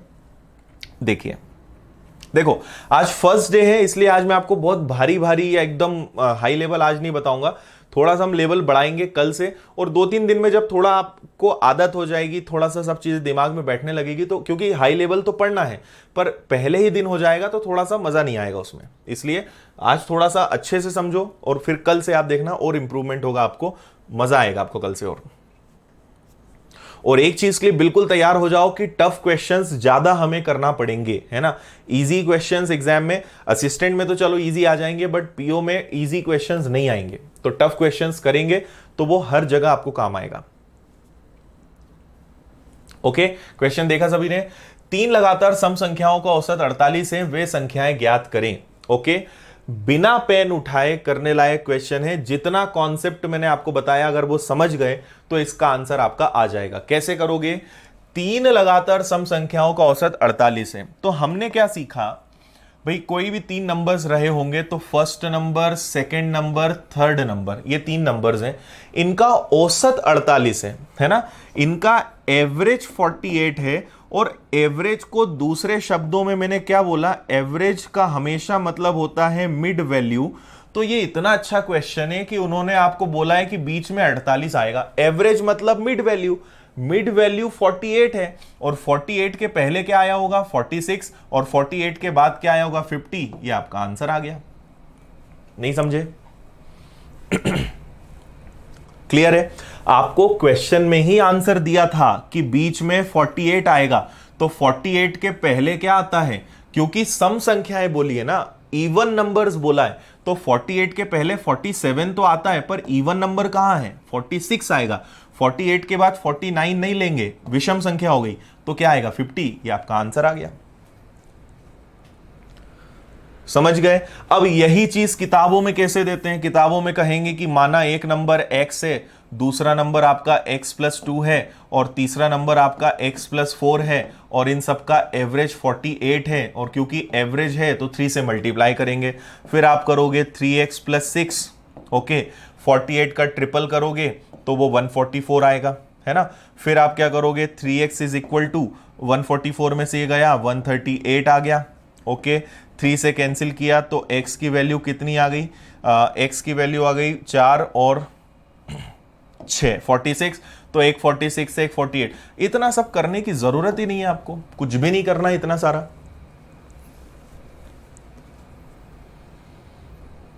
ओके अनीता, क्यों नहीं दिख रहा है क्वेश्चन? क्वेश्चन तो बहुत छोटा सा है। Got it? गुड। तो नेक्स्ट टाइम आप क्या करोगे, इतना सब नहीं करना, आपको डायरेक्ट लॉजिक लगाना है। ओके भाई, चलो अगला क्वेश्चन करेंगे। क्वेश्चन नंबर 2 पढ़ो।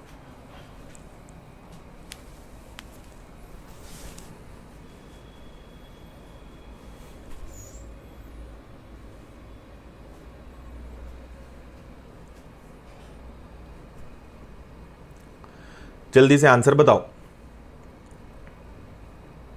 आपको क्लास एंड होते ही जो आपने पढ़ा है जस्ट फॉर रिवीजन आपको क्लास नोट्स मिल जाएंगे, मतलब 15-20 मिनट, आधे घंटा, हाफ एन आवर मैक्सिमम लगेगा, आपको नोट्स मिल जाएंगे, है ना, जहां पे क्लास चल रही है वहीं पर।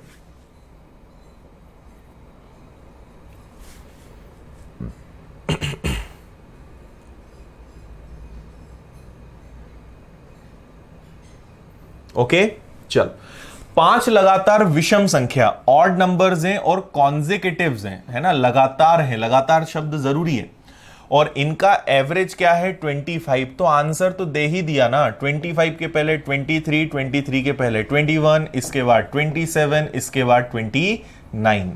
ओके खत्म। ठीक है, तो कौन सा आंसर हो जाएगा आपका, ऑप्शन नंबर डी। कोई दिक्कत ही नहीं है इसमें। आगे बढ़ेंगे। नेक्स्ट क्वेश्चन नंबर 3 करिए जल्दी।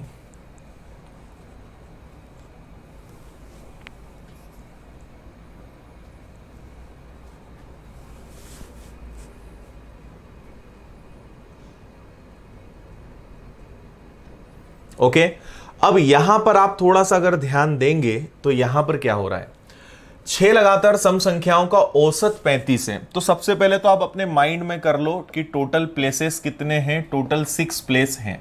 ओके, और आपको पता है कि जब भी एक ज्यादा ले लिया कि मैंने 1 2 3 4 5 6, ओके, जब भी 6 नंबर्स होते हैं तो आपको पता है कि ये 3 एक तरफ हो जाएंगे, ये 3 एक तरफ हो जाएंगे, तो एवरेज आएगा इन दोनों के बीच वाला, है ना, ये चीज आपको पता है। तो अगर एवरेज 35 है मतलब 35 इन दोनों नंबर्स के बीच वाला नंबर है। ओके, और क्योंकि संख्याएं सम हैं, संख्याएं इवन नंबर्स हैं, तो 35 के पहले यहां 34 आया होगा और यहां 36 आया होगा, तभी तो इन दोनों के मिड में 35 आएगा। यस और नो? सो 34 के पहले 32, 32 के पहले 30, 38 और 40। बताओ जल्दी से, समझ में आया? कौन सा आंसर आ रहा है? Option number C, right. समझ गए? तो अगर 6 नंबर्स हो, 4 नंबर्स हो, 8 हो, तो उस केस में एवरेज मिड नंबर कभी नहीं आएगा, वो दो मिड नंबर्स के बीच वाला नंबर वो होगा। क्लियर है यहां तक सभी को? ओके, ठीक है। नेक्स्ट, इसका आंसर भी जल्दी से बता दो। 4 लगातार विषम संख्याओं का औसत 20 है, वे संख्याएं ज्ञात करें।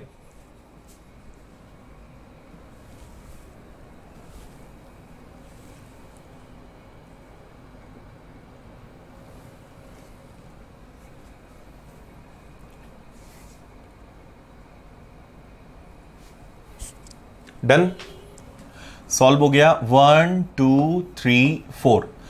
क्योंकि 4 नंबर्स हैं तो एवरेज जस्ट ये आएगा, ये हो नहीं सकता, तो एक 19 रहा होगा और एक 21, एक 17 रहा होगा और एक 23।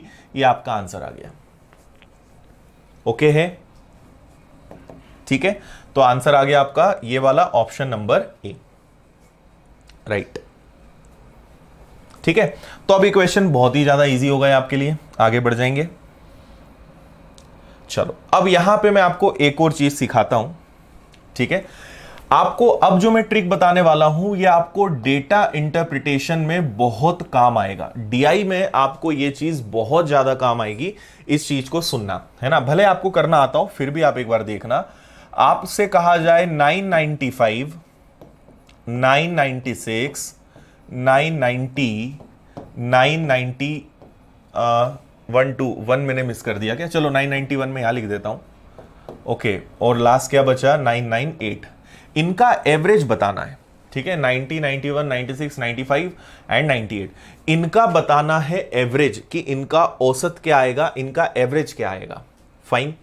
तो अब आपको क्या करना है, एक तरीका होता है कि सभी को प्लस करो और उसके बाद 5 नंबर्स हैं उससे डिवाइड करो। कभी मत करना ऐसे, कभी मत करना। ठीक है, अब मैं आपको एक बहुत अच्छा तरीका बताऊंगा, ध्यान से सुनना। और ये आपको कहां काम आएगा? डेटा इंटरप्रिटेशन में। एवरेज में तो काम आएगा ही, डेटा इंटरप्रिटेशन में बहुत काम आएगा आपको ये। ध्यान से सुनना कैसे करेंगे। ठीक है, आप हमेशा देखोगे कि इन सब में सबसे छोटा नंबर कौन सा है। ठीक है, इन सब में सबसे छोटा नंबर कौन सा है? तो सबसे छोटा नंबर है 990। मतलब जो भी आंसर आएगा वो 990 से प्लस ही आएगा। हमारा जो एवरेज होगा वो 990 से कम नहीं हो सकता, 990 से ज्यादा ही आएगा। एवरेज वैसे भी इससे बड़ा ही होगा और इससे छोटा ही होगा, मतलब आंसर 990 प्लस ही होगा। अब कुछ मत करो, आप ये देखो कि सारे नंबर्स 990 से कितना ज्यादा है, 990 से कितना ज्यादा है। तो ये कितना ज्यादा है? 1 ज्यादा है। ये कितना ज्यादा है? इससे कितना ज्यादा है? 5 ज्यादा है। ये कितना ज्यादा है? 6। और ये इससे कितना ज्यादा है? 8। सबको जोड़ दो। ओके, सो 5 + 1 6, 6 और 6 12, 12 और 8 कितना हो गया? 20। मतलब हमारे पास 20 एक्स्ट्रा है, 20 ज्यादा है। इसको बांट दो सभी नंबर्स में, इसको डिवाइड कर दो 5 से। 5 से डिवाइड हुआ ये 4 बार, 4 और जोड़ दो। इनका एवरेज आएगा 994, ऑप्शन नंबर ए। समझे या नहीं समझे? क्लियर है? आप ये देखो, और अभी क्वेश्चन कराऊंगा मैं और बता रहा हूं, सुन लो अच्छे से। आप हमेशा ये देखो कि आपके पास सबसे छोटा नंबर क्या है। अल्टीमेटली आपने सब में कॉमन देखा कि सब में कॉमन क्या है, तो इन सब में कॉमन क्या है? 990। तो 990 तो भाई कॉमन निकल गया। अब कितना ज्यादा है? तो यहां 1 ज्यादा है, यहां 5 ज्यादा है, यहां 6 है, यहां 8 है। तो आपने सबको टोटल किया, जितने नंबर से उसमें डिवाइड किया, आंसर आ गया आपका 994। क्लियर है? बताइए जल्दी से। समझ में आया? अच्छा लगा तरीका? हेल्पफुल रहेगा ये?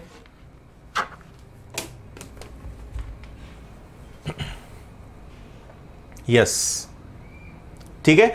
बेसिकली अगर हम इसकी डेप्थ में जाएं तो हम क्या कर रहे हैं, मैं आपको और थोड़ा सा समझा दूं। आपने क्या करा कि सबको ब्रेक किया 990 प्लस 1, ओके।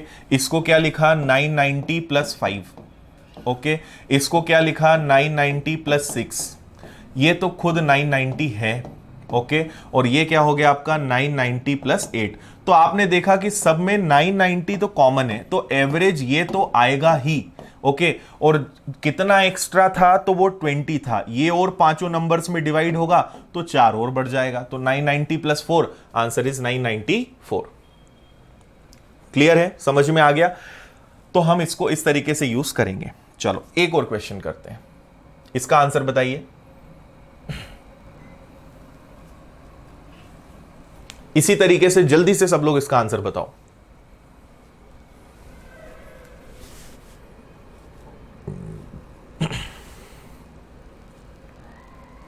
एवरेज कुछ नहीं है, एवरेज में आपको कॉमन देखना होता है। आगे हम इस चीज को और डिस्कस करेंगे।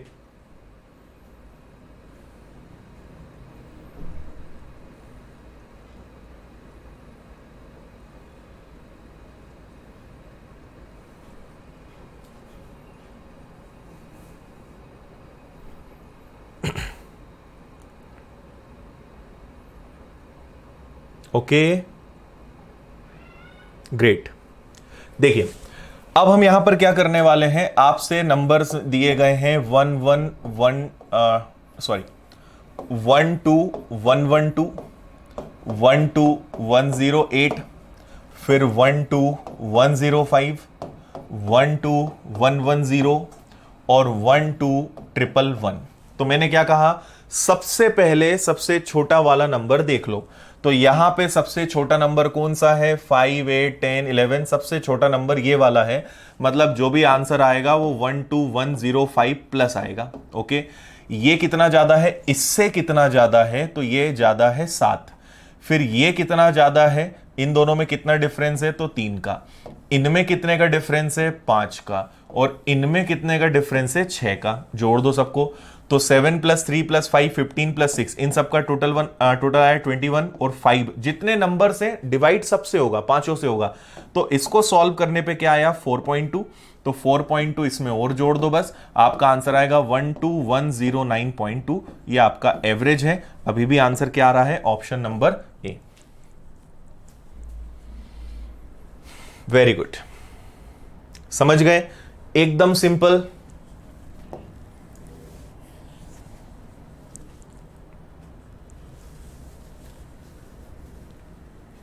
राइट। अब ये आपको डीआई में कैसे काम आएगा, देखो क्या होता है डीआई में। क्या होगा, जैसे आपको कोई भी एक एग्जांपल बता रहा हूं, आपसे बोलेंगे कि अलग अलग कंपनीज हैं, ये 2000 है, फिर 2001 है, फिर 2 है, 3 है, 4 है, 5 है, 6 है ना। और यहाँ पे आपको अलग दिए रहेंगे कि 5 लाख है, 10 लाख है, 12 लाख है, 15 लाख है, कुछ भी। फिर आपसे बोलेंगे इस साल प्रोडक्शन यहाँ था, अगले साल यहाँ हो गया, फिर यहाँ आ गया, फिर यहाँ आ गया, फिर यहाँ, फिर यहाँ। और आपसे बोलेंगे बताओ सभी साल में कंपनी का एवरेज क्या है। तो नंबर्स जब काफी क्लोज होते हैं ना, तो आप वहां पे यूज कर सकते हो। तो आपने देखा कि सबसे लोएस्ट क्या है और डिफरेंस क्या है, वहां पे आप आराम से लगा लोगे। सपोज ये कहा है 10, ये कहा है आपको 12, ठीक है, ये आपको कह दिया कुछ भी 8 या 100, 122, कुछ भी ऐसे नंबर्स हैं, तो आप बहुत जल्दी एवरेज निकाल पाओगे वहां पे। बाकी जब हम ये वाले क्वेश्चन करेंगे तो आपको ये सब चीजें समझ में आ जाएंगी। आगे बढ़ेंगे, इसका आंसर और बताएं। एक और क्वेश्चन है आपके लिए, जल्दी से।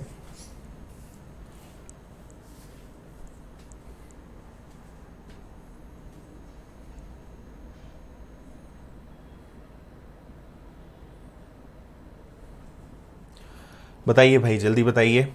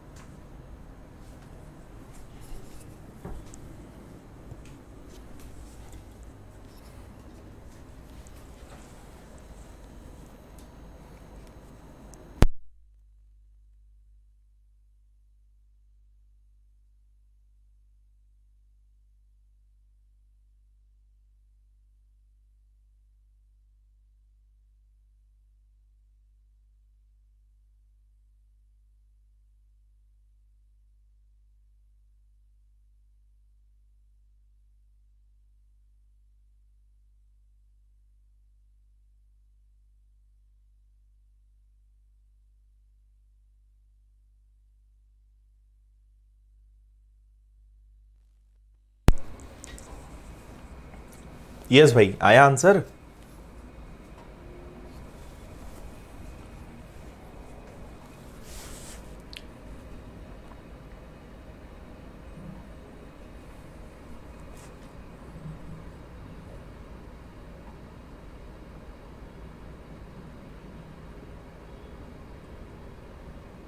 ओके,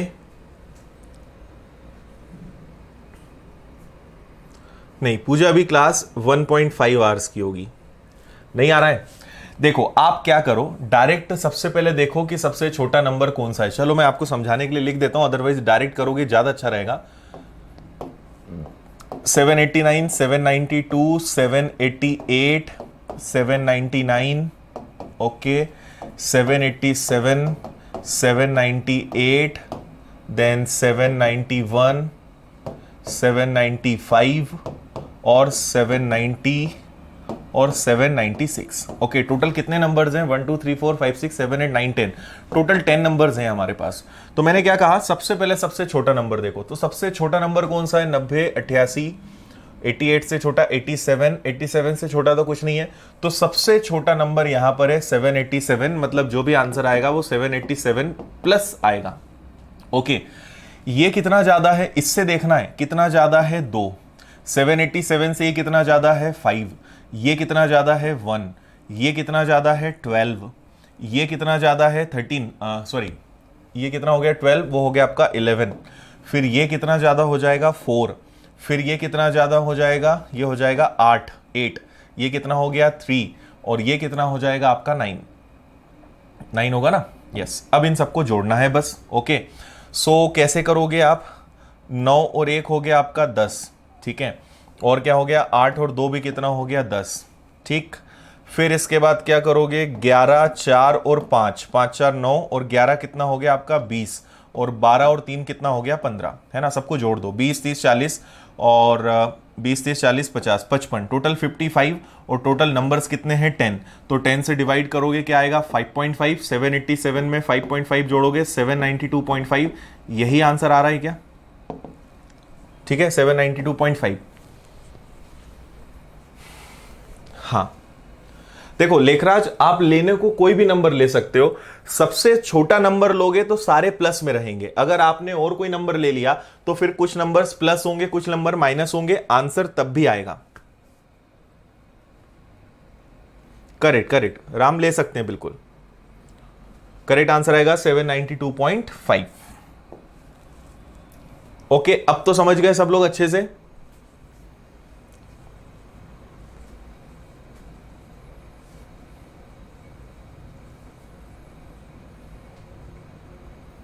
बारह नहीं आएगा मतलब आकांक्षा, कहां पे 12 नहीं आएगा? 12 आएगा ना? करेक्ट है, जल्दी से बता दो। मैंने कुछ कैलकुलेशन में मिस्टेक करी है क्या? भाई एक आपका 2 ज्यादा है, एक 5 है, एक 1 है, फिर एक 12 आएगा, करेक्ट है। एक 11 है, एक 4 है, एक 8 है, सब तो सही है, सारे करेक्ट है। ओके चलो आगे बढ़ेंगे भाई। अब इसके बाद टाइप चेंज करते हैं। टाइप नंबर 8, क्वेश्चन नंबर 8 है और टाइप नंबर 2 है, ठीक है। करें, आप इस क्वेश्चन को पढ़ो जरा अच्छे से एक बार।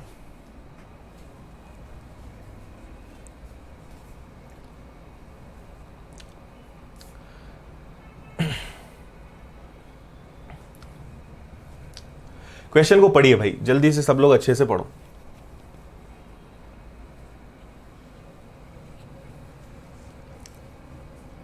ठीक है, 13 बच्चों की औसत उम्र 19 वर्ष है। एक शिक्षक की उम्र जोड़ दी जाए तो औसत उम्र 1 वर्ष बढ़ जाती है। शिक्षक की उम्र क्या है? Average age of 13 children is 19 years. If the age of a teacher is added, the average age of increases by 1 year.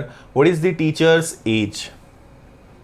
ठीक है, देखो पहला इसका वो तरीका, ओल्ड वाला तरीका बताऊं जिससे हम सब लोग इसको करते हैं और जिससे नहीं करना है आपको। पर इससे सब लोग कैसे करते हैं कि 13 बच्चे हैं, उनकी एवरेज एज है 19, तो 13 इंटू 19 करेंगे।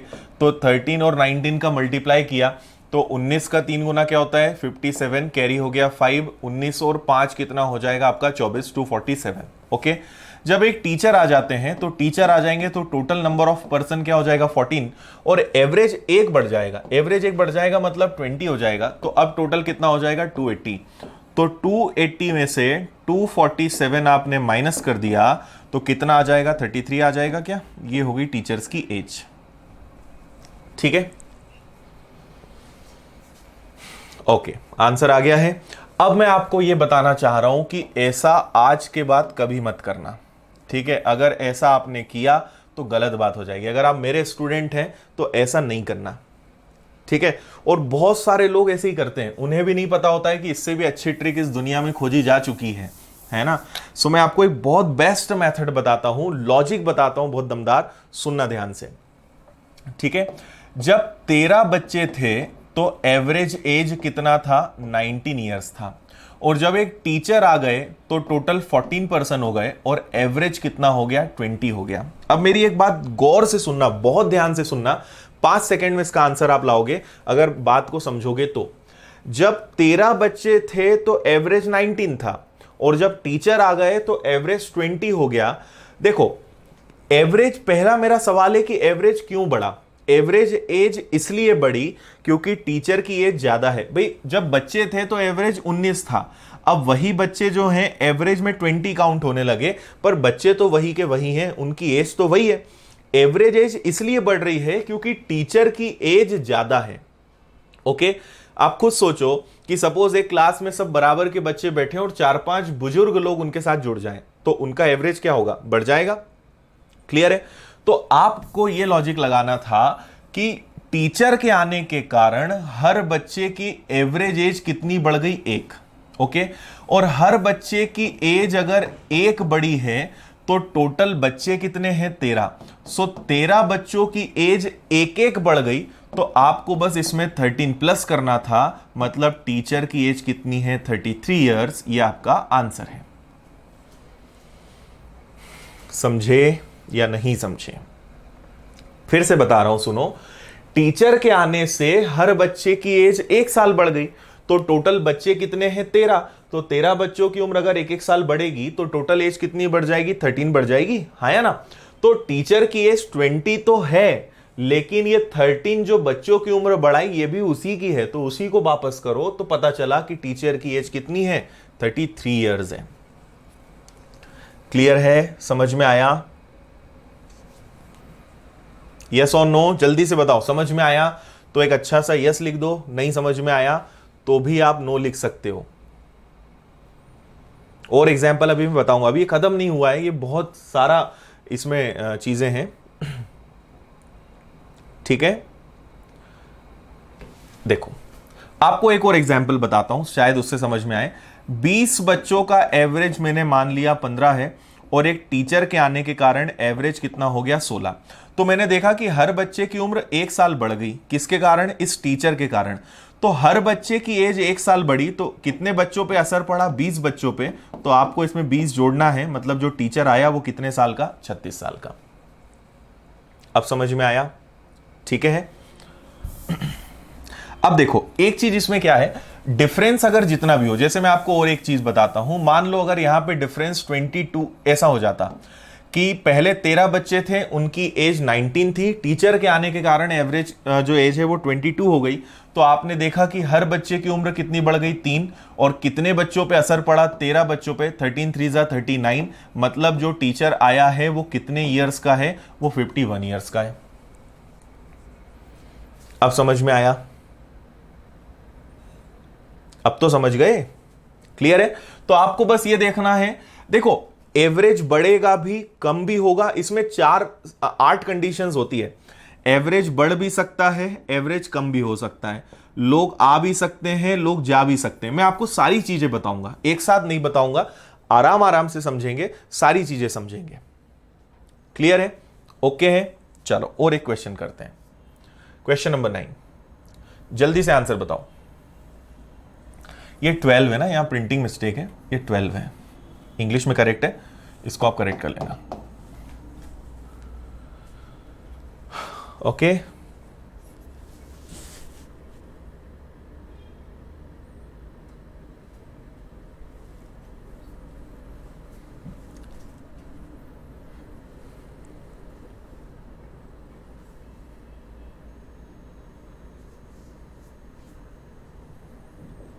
आ गया आंसर?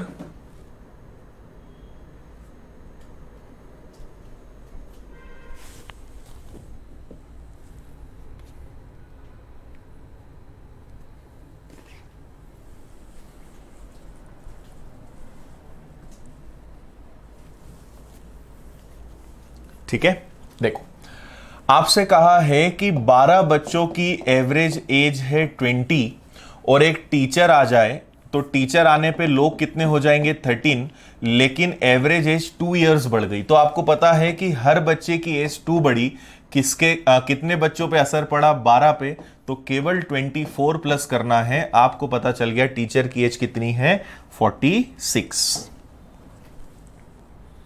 वेरी गुड, ओके, एकदम आसान, एकदम सिंपल, और ये अपना आंसर आ जाएगा 46। राइट, आगे बढ़े। नेक्स्ट क्वेश्चन नंबर 10, जल्दी आंसर बताइए इसका।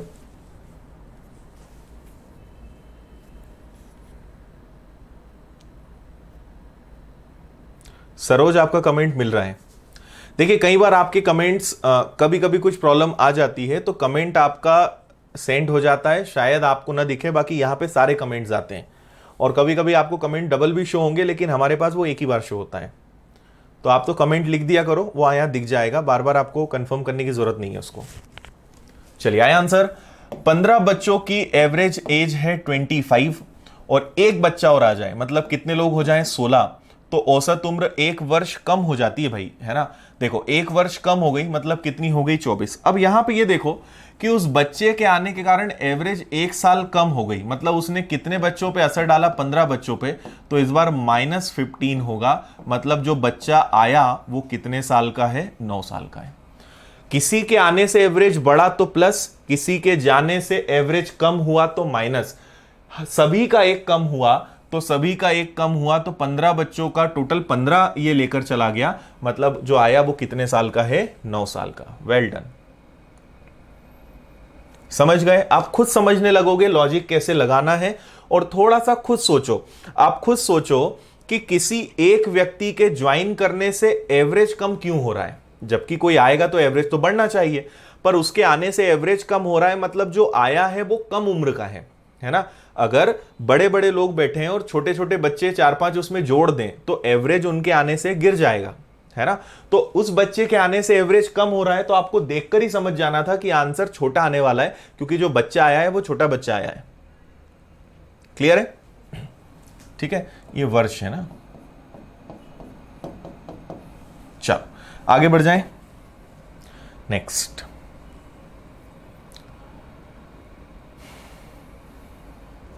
चलो ये आज का अपना लास्ट क्वेश्चन है, आज के लिए इतना मेरे ख्याल से काफी है, कल फिर आगे बढ़ेंगे, अभी बहुत सारा पढ़ना है, पर आज के लिए इतना काफी है। लास्ट में मैं आपको कुछ ऐप से जुड़ी हुई 1-2 छोटी छोटी चीजें बताऊंगा, उसके बाद आज की अपनी क्लास को एंड करेंगे।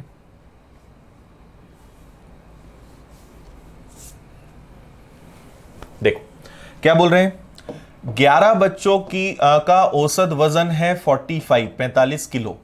जब एक बच्चा आ जाता है, एक और आया, तो उसके आने से एवरेज 2 किलो कम हो गया, मतलब कितना कम हो गया 43।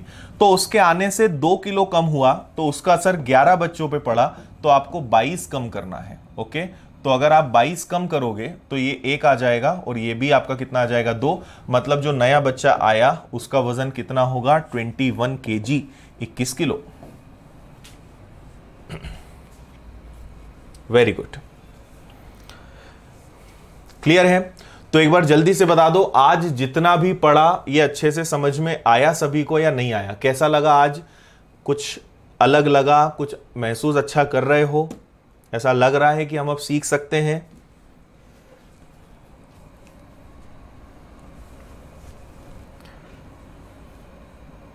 और अभी कंडीशंस हैं, बहुत सारे क्वेश्चंस हैं, बाकी अब इनको कल देखेंगे। अभी थोड़ा सा आज के लिए इतना आई थिंक सफिशिएंट है ना। 1-2 मिनट आपसे बात कर लेते हैं, उसके बाद फिर आज की क्लास को एंड करेंगे।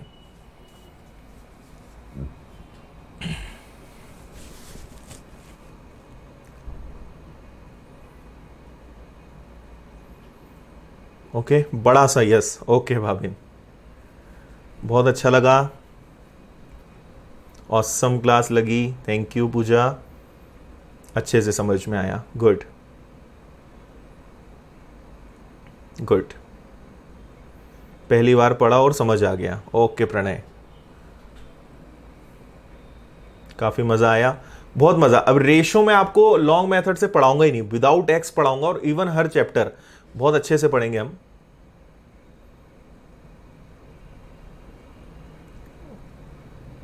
ओके बिल्कुल राम, ऐसे ही समझ में आएगा।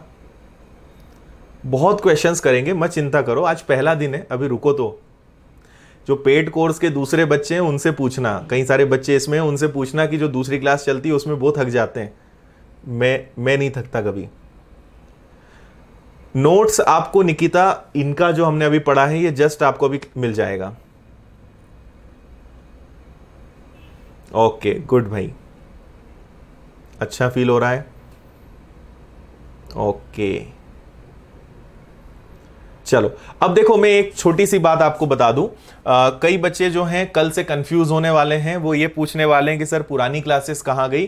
तो आप जब ऐप ओपन करोगे तो आपको दो चीजें दिखेंगी, एक तो आपको दिखेगा माय कोर्सेज और एक आपको दिखेगा लाइव क्लासेस, है ना। मेरे पास फिलहाल उसकी फोटो नहीं है, कल मैं आपको दिखा दूंगा। तो आप उसमें क्या बात करना, क्या उसमें देखोगे वो देखना। देखो, आप एक बात समझना कि जो आपका माय कोर्सेज रहेगा, आपको जो भी क्लासेस हो चुकी होंगी वो आपको हमेशा माय कोर्सेज में मिलेंगी, है ना। और लाइव क्लास में केवल आपको वही क्लास दिखाएगा जो क्लास आने वाली है, या जो एक या दो क्लास हो गई है। जैसे मान लो जब 10 क्लास हो जाएंगी तो आपको लाइव क्लास में सारी क्लासेस नहीं मिलेंगी, लाइव क्लास बस वो दिखाएगा जो क्लासेस आने वाली हैं। और जो क्लासेस हो चुकी हैं वो लाइव से उठ के किस में चली जाती है, माय कोर्सेज में। तो माय कोर्सेज के अंदर जाओगे तो आपको IBPS RRB वाला कोर्स दिखेगा, है ना।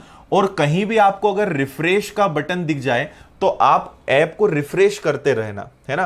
क्योंकि जैसे मान लीजिए हमने नोट्स डाले तो नोट्स आपको दिखेंगे नहीं जब तक आप रिफ्रेश नहीं करोगे, तो आप ऐप को रिफ्रेश करते रहना। तो आप माय कोर्सेज में जाओगे, रिफ्रेश करना, आपको IBPS RRB कोर्स दिखाई देगा। इसके अंदर आप जाओगे तो आपको मैथ्स और रीजनिंग दिखाई देने लगेगा। ओके, तो मैथ्स की जो अपनी क्लास हो चुकी है वो इसके अंदर जा चुकी है। यहां भी जब आप अंदर जाओगे तो ऊपर रिफ्रेश दिखेगा। अभी आधे घंटे बाद ये नोट्स उसमें डल जाएंगे, तो आप रिफ्रेश करना, नोट्स आपको मिलेंगे। तो जितनी क्लासेस पुरानी होती जाएंगी वो सब माय कोर्सेस के अंदर आपका जो कोर्स है उसके अंदर सब्जेक्ट वाइज आपको वो मिलेंगी। नोट्स भी आपको यहीं मिलेंगे, क्विज भी यहीं मिलेंगे, शीट्स भी यहीं मिलेंगी, सॉल्यूशन, हर चीज आपको माय कोर्सेस के अंदर मिलेगी। लाइव क्लासेस में बस वही क्लास दिखेगी जो आने वाली है। समझ गए बात इतनी? मॉक टेस्ट शुरुआत करेंगे, ठीक है। तो कल से भी हमारा शेड्यूल क्या रहेगा, बस रिफ्रेश करते रहना। बार बार मैं एक ही बात आपको बोल रहा हूं, है ना। कभी भी आप चेक करो तो पहले रिफ्रेश कर लिया करो। इसके अलावा आपको अगर किसी प्रकार की टेक्निकल प्रॉब्लम आती है तो आप ईमेल आईडी रखिए support@winnersinstitute.in। ऐप में भी आपको मिल जाएगी है और हर जगह ये लिखी हुई है। तो आप यहां पर अपना मेल कर देना अगर कोई प्रॉब्लम आती है। तो कॉल्स कम करना, क्योंकि कॉल्स बहुत आते हैं दिन भर में और रिस्पॉन्स कई बार नहीं मिल पाता है। तो आप मेल करेंगे, यहां पे आपको मिलेगा। और अगर इस पर मेल करने के बाद थोड़ा सा वेट करो फिर भी प्रॉब्लम सॉल्व नहीं हो तो आप मुझे बताओ, है ना। तो मैं आपको मिलूंगा फेसबुक और इंस्टाग्राम पे, आपको पता ही है, आदित्य पटेल विनर्स के नाम से। आदित्य पटेल विनर्स आप सर्च करेंगे, मेरी आईडी मिल जाएगी। आप वहां पे मुझे बताना, आपकी प्रॉब्लम को मैं सॉल्व करवा दूंगा। पर पहले यहां मेल करना, पहले मैं चेक करवाऊंगा कि आपने प्रॉब्लम भेजी भी कि नहीं। कई बच्चे क्या है, कुछ भी होता है मुझे ही भेज देते हैं सीधा। तो आप पहले यहां भेजा करो, क्योंकि मैं दिन भर और भी काम होते हैं मेरे पास, उसके बाद भी प्रॉब्लम सॉल्व नहीं होगी तो मैं आपको बताऊंगा, ठीक है। इसके बाद अगर प्रॉब्लम होती है तो फिर आपके पास एक हेल्पलाइन नंबर है ये वाला, इस पे आप व्हाट्सएप कर सकते हो। पर ये सबसे लास्ट ऑप्शन है। पहला ऑप्शन है मेल, दूसरा ऑप्शन है मेरी फेसबुक इंस्टाग्राम आईडी, उसके बाद तीसरा ऑप्शन है, जैसे कभी आपसे बोला जाता है कि कोई फोटो खींच के भेज दो, कोई प्रॉब्लम आ रही है तो वीडियो बना के भेज दो, तो वो आपको यहां व्हाट्सएप करना है। ये व्हाट्सएप नंबर है, ओके। पर इसकी जरूरत आपको बहुत कम पड़ेगी, मैक्सिमम काम आपका इससे और इस ऑप्शन से हो जाएगा, ओके। रही बात अपनी इसके बाद बात है शेड्यूल की, तो आपकी सुबह 9 से 10:30 बजे तक रीजनिंग की क्लास रहेगी जो आज का शेड्यूल था, और 10:30 से 12 बजे तक अपनी मैथ्स की क्लास रहेगी। ठीक है, ये शेड्यूल अभी चलेगा कुछ दिनों तक। इसके बाद फिर अभी फिलहाल कुछ दिन तक संडे क्लासेस नहीं रखेंगे, कुछ दिन बाद आपकी संडे, मंडे टू संडे सारे 7 दिन क्लासेस आपकी हो जाएंगी। हाँ, कुछ हाँ कर रहे हैं हम और ई बुक्स पे काम, जैसे ही आएंगे आपको बताएंगे। टाइमिंग यही रहेगी डेली।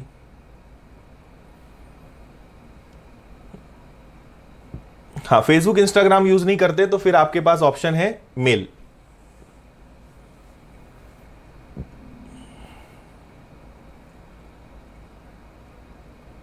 हाँ, एफबी पे आप मुझे मैसेज करना। बिल्कुल आकांक्षा, फॉर्म भरो। मेरा सबको सजेशन है आप पीओ क्लर्क सभी के फॉर्म भरो, है ना। फॉर्म भरने में कंजूसी मत करो, वो पैसा और कहीं बचा लेना, पर फॉर्म भरने में कभी कंजूसी नहीं करना, फॉर्म हमेशा भरो।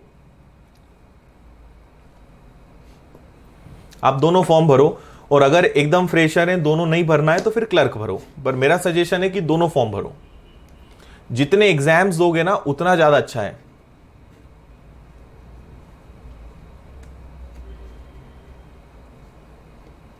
ओके तृप्ति,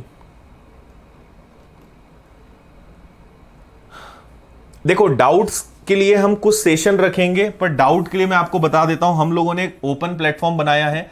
टेलीग्राम पे आप जाओगे और टेलीग्राम पे आप सर्च करना विनर्स डाउट क्लियरिंग ग्रुप।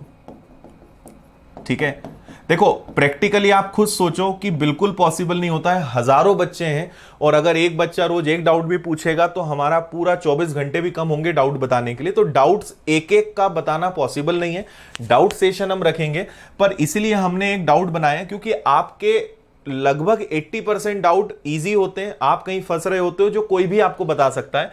तो विनर्स डाउट क्लियरिंग ग्रुप हमने बनाया है, टेलीग्राम पे जाओ, इसको सर्च करो और इसको ज्वाइन करो।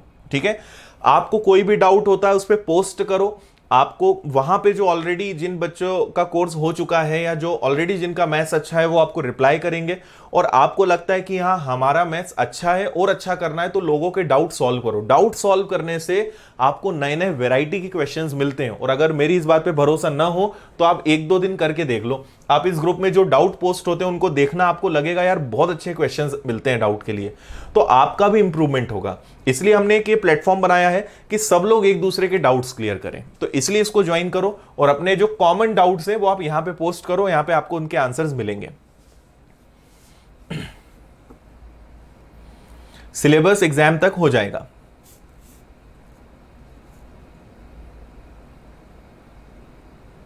ओके, चलिए तो आज की क्लास को यहीं पर एंड करेंगे।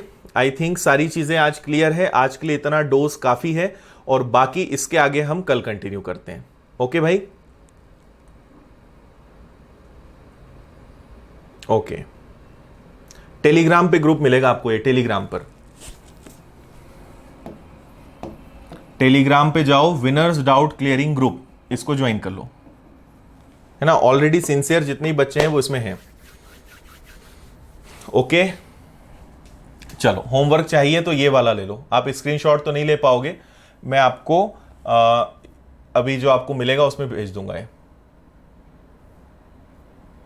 आपको अच्छा होमवर्क दूं क्या?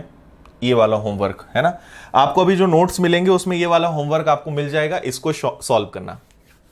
ओके, चलिए भाई, सो मिलते हैं कल। ध्यान रखिए अपना सभी लोग। Have a nice day, bye, thank you.